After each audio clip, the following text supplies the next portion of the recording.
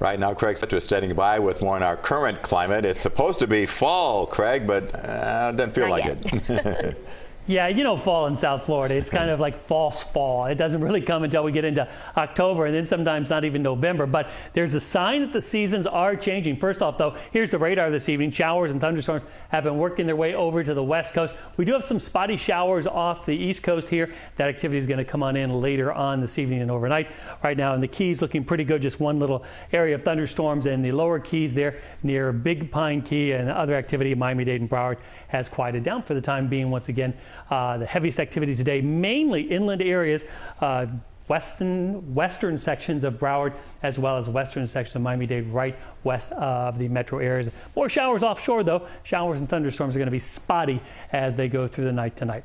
We're looking at Tropical Storm Peter in the Atlantic here. Typically, we would watch closely a storm because of that approach angle, but this one is going to be running into wind shear and a change in the steering currents that by Wednesday and especially Thursday is going to weaken it and turn it to the northeast. They're staying well to the east of the Bahamas, as well to the east of us.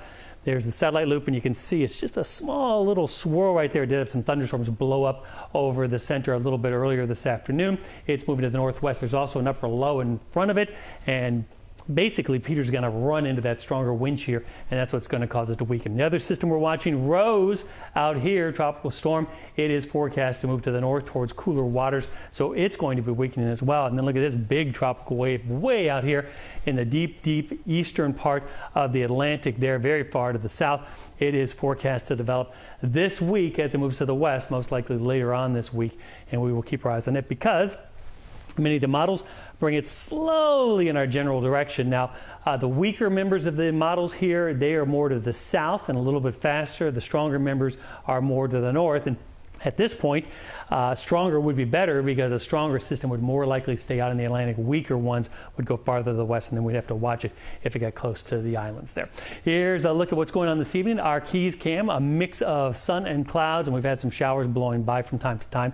83 in Miami, 85 Fort Lauderdale, Hollywood, 87 in Key West. Bit of rain cooling going on across South Florida, and we didn't even get much rain with just the outflow from the storms. 7 on the stickiness scale, making it feel like 89 right now. Highs today right around our normal, near 90 in many spots, and current temperatures pleasant evening, mainly in the low to mid 80s, and rain chances are going to be pretty low until later on this evening. There's the deep tropical moisture that is over us through Wednesday, and then by the time we get to Thursday and Friday, here comes an early season cold front, but this front is not going to make it through, I'm sorry to say.